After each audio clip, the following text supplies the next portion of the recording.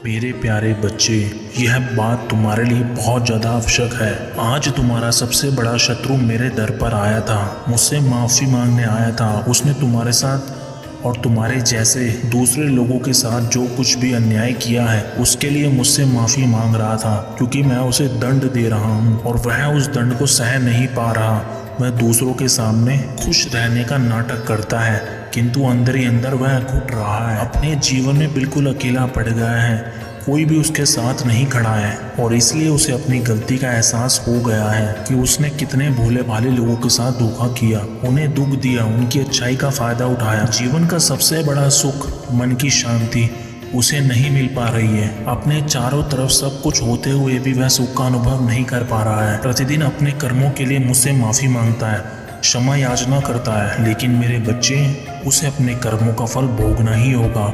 जितनी पीड़ा उसने दूसरों की दी है, उसे दुगनी पीड़ा उसे पानी होगी।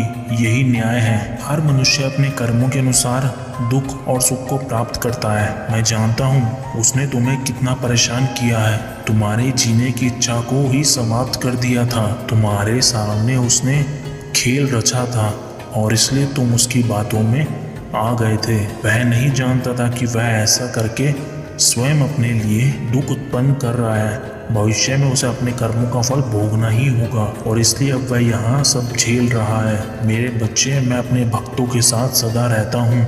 मैं उनको हर दुख से बाहर निकालता हूँ और जो उनके साथ गलत करते हैं उन्हें दंड भी देता हूँ। मेरे न्याय से कोई नहीं बच सकता। दुनिया के सामने कोई कितना ही दिखावा क्यों ना कर ले, मेरी नज़रों से नहीं बच सकता। जिस तरह उसने तुम्हें अकेला कर दिया था, ठीक उसी प्रकार आज उसका साथ भी सबने छोड़ दिया है। वह भी अकेला पड़ गया है। उसके अपनों ने उसे त्याग दिया।